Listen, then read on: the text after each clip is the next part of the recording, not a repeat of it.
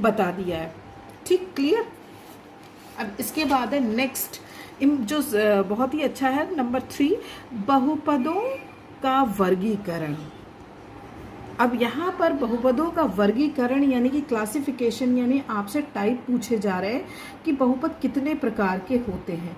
तो आप इस चीज़ को ध्यान दीजिएगा, बहुपद यहाँ 2 प्रकार से हम वर्गीकृत कर सकते हैं। नंबर 1, पदों के आधार पर या उसके पदों की संख्या के हिसाब से, कि पूरे पद जितने दिए जाएंगे उसको काउंट कर लेंगे और बता देंगे। और दूसरा हम बोल सकते हैं चर के घात के आधार पर। ज़्यादा डिफरेंस नहीं है दोनों में, लेकिन आप अभी हम जैसे समझाएंगे आप उसको समझिएगा तो आपको क्लियर होगा, नहीं तो बच्चे कंफ्यूज भी हो जाते हैं इसमें। बहुपदों का वर्गीकरण ही नहीं, आपके पास बहुपद दे दिए जाएंगे तो आपको वर्गीकरण बताना है। अब सी, जैसे हमने आपके सामने रखा 7x, 4x² या 5, सिंगल ऐसे ही रखा, तो आप क्या देख रहे हो, यहाँ पर यदि सिर्फ पदों की, हम सबसे पहले चल रहे हैं पदों की संख्या के आधार पर। ठीक है, पहले हम कौन से हिसाब से चल रहे हैं, पदों, मैं इसको क्लियर कर दे रही हूँ जिससे बच्चे कंफ्यूज ना हो। सबसे पहले हम चल रहे हैं पदों की संख्या के आधार पर, यानी कि जो भी आपको बहुपद दिया जाएगा आप सबसे पहले फटाफट पदों को गिन लोगे। अब ये उदाहरण हमने आपके सामने रखे हैं, यहाँ पर 7x रखा, 4x² रखा, सिर्फ 5 रखा। ज़रूरी नहीं कि आपका चर राशि आना ज़रूरी है, नहीं आ रहा चर कोई बात नहीं, तो यहाँ पर कोई चर राशि हो सकता है ना भी हो या हो सकता हो भी। तो यहाँ पर आप काउंट कर रहे हो तो सिर्फ एक पद है, सिर्फ एक पद है, सिर्फ एक पद है। तो कहने का मतलब है ऐसे बहुपद जिसमें पदों की संख्या केवल एक हो तो वो कहलाते हैं एक पदीय बहुपद। एक पदी बहुपद, क्लियर हुआ, सिंपल है। जिसमें सिर्फ और सिर्फ एक पद हो तो वो क्या कहलाते हैं, एक पद। अब हम जल्दी जल्दी कर लेंगे, आपको नाम से पता चलने लगेगा। यहाँ पर हमने आपके सामने रखा 4 + 3x, मान लीजिए रख दिया, या रख दिया m² - 1। अब इन दोनों उदाहरण को देखो, हम क्या कर रहे हैं, पदों की संख्या के आधार पर वर्गीकरण कर रहे हैं। तो यहाँ देखो कितने पद हैं, 1 2, यहाँ कितने, 1 2। तो यानी जब जिस बहुपद में पदों की संख्या 2 होगा तो वो क्या कहलाएंगे, द्विपदीय। क्या कहलाएंगे, द्विपदीय बहुपद। द्विपदीय बहुपद, 2 पद होंगे तो द्विपदीय कहलाएंगे, 1 पद होगा तो आपका एक पदीय कहलाएगा। अब यहाँ पर हमने इस तरीके से आपके सामने रखे 1 2 3, ये पद हमने आपको दे दिया, एक ये दे दिया, एक ये दे दिया। तो अब आप ये काउंट करो, 1 पद, 2 पद, 3 पद, इसे काउंट करो, 1 पद, 2 पद, 3 पद। तो जिस बहुपद में 3 पद होंगे या पदों की संख्या 3 होगी तो वो कहलाएंगे त्रिपदीय बहुपद। क्या कहलाएंगे, त्रिपदीय बहुपद। और मान लीजिए बच्चा कहेगा मैम कोई पद ना हो, तो देखिए सिंपल है, 1 पद हुआ तो एक पदी बहुपद, 2 पद हुए तो दो पदी बहुपद, और मान लीजिए आपके 3 पद हुए तो क्या हो जाएगा, त्रिबहुपद।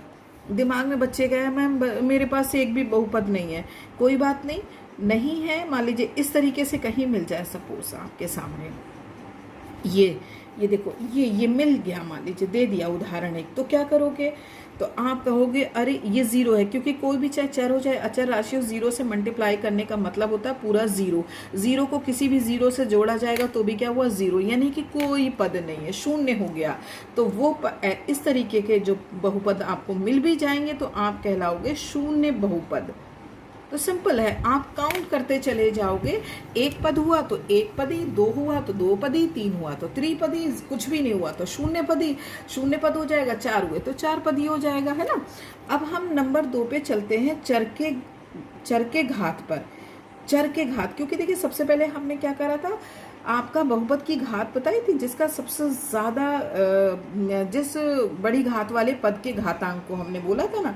तो अब ऐसे में इन सारे पदों में घात देखना है, तो चर के घात के आधार पर वर्गीकरण शुरू कर देते हैं। चलिए, नंबर 1, अब इसमें मैं आपको एक एक उदाहरण करके दिखाऊंगी, नहीं तो आप कंफ्यूज हो जाएंगे, क्योंकि अब यहाँ पर हमने एक उदाहरण लिया। अब यह पद नहीं काउंट करने, क्या कह रहा है, घात के आधार पर। तो यहाँ से मतलब नहीं दो पद है, 3 पद है, 4 पद है, इससे मतलब नहीं है। आप इसमें घात देखोगे। आपने क्या देखा कि सबसे छोटी मतलब घात यदि काउंट करें तो आप देख रहे हो x दिख रहा है। अब x में यदि घात देखें तो सिर्फ एक है, यानी कोई मतलब एक तरीके से है ही नहीं। तो इस तरीके के बहुपद आपके कहलाएंगे रैखिक। क्या कहलाएंगे, रैखिक बहुपद, क्योंकि घात यहाँ पर कोई नहीं है। मान लीजिए अब मैंने उदाहरण आपके सामने रख दिया x² 5x, या रख दिया 3x plus x³ plus 6, sorry cube, अभी क्यूब नहीं ले रही, अभी 2 ही ले रही हूँ। इस तरीके से मिल गया आपको, ठीक। अब यहाँ पर आपने पद नहीं गिनने, क्योंकि हम क्या कह रहे हैं, घात के आधार पर।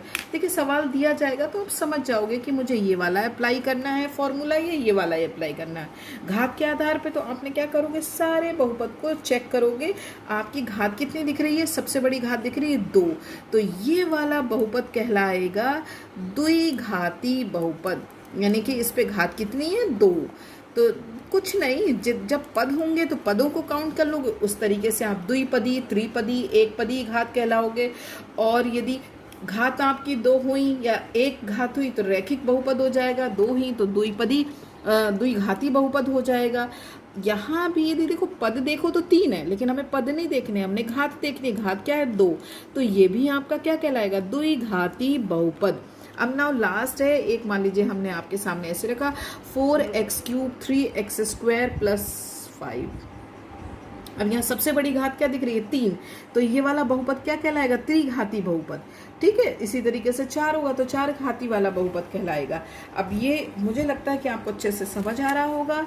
तो हमने बहुपदों का वर्गीकरण कर लिया, पदों की संख्या के आधार पर और घात के आधार पर।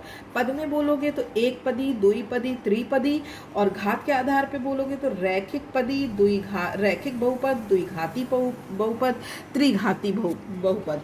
मान लीजिए अब हमने आपसे पूछ ले कि अच्छा एक चर वाले बहुपद के बारे में बताओ, एक चर वाले बहुपद के बारे में बताओ, तो आप क्या बताओगे।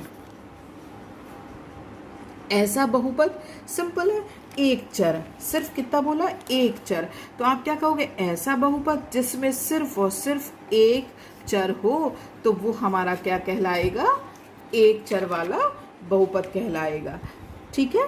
तो इस तरीके से बच्चों हम लोग सारे चीज़ों को, सवालों को कर सकते हैं अलग अलग तरीके से। तो आपसे कोई भी चीज़ पूछी जाएगी तो आप बता दोगे। मान लीजिए अभी मैंने आपके सामने एक सवाल रखा 3x² प्लस 5x प्लस 5, इसमें पूछा कि x² का गुणांक बताओ, तो आप कह दोगे 3। आपसे पूछा x की पावर 5 माइनस x की पावर 4 प्लस 3, इसमें बहुपद की घात बताइए। अलग अलग क्वेश्चन जितना मैंने पढ़ाया उसी से रिलेटेड मैं पूछ रही हूँ। यदि हमने इसमें बहुपद में पूछा कि इसमें x² का गुणांक बताओ, आपने चूंकि पढ़ चुके तो आप कह दोगे 3।